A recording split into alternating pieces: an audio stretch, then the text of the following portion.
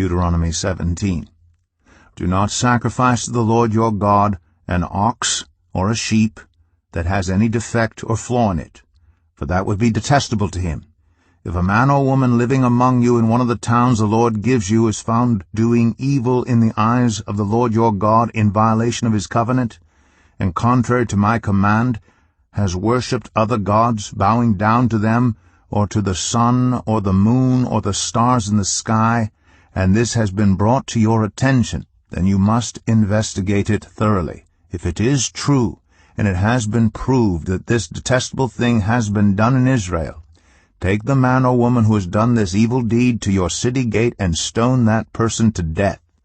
On the testimony of 2 or 3 witnesses, a person is to be put to death, but no one is to be put to death on the testimony of only 1 witness.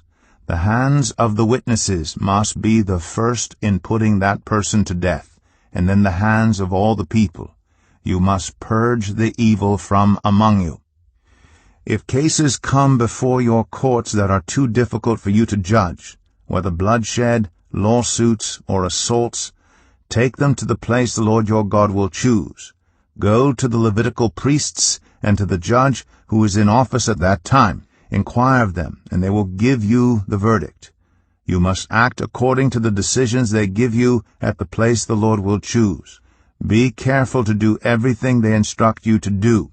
Act according to whatever they teach you and the decisions they give you. Do not turn aside from what they tell you, to the right or to the left. Anyone who shows contempt for the judge or for the priest who stands ministering there to the Lord your God is to be put to death. You must purge the evil from Israel. All the people will hear and be afraid, and will not be contemptuous again.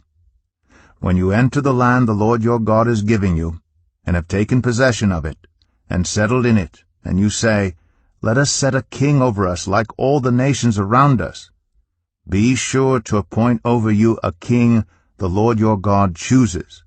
He must be from among your fellow Israelites. Do not place a foreigner over you, one who is not an Israelite. The king, moreover, must not acquire great numbers of horses for himself, or make the people return to Egypt to get more of them, for the Lord has told you, you are not to go back that way again. He must not take many wives, or his heart will be led astray.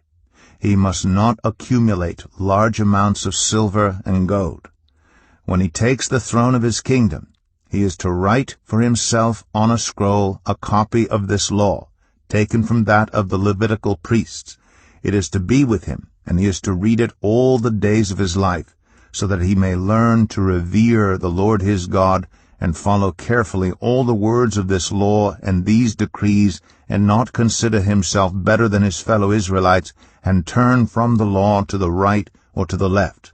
Then he and his descendants will reign a long time over his kingdom in Israel.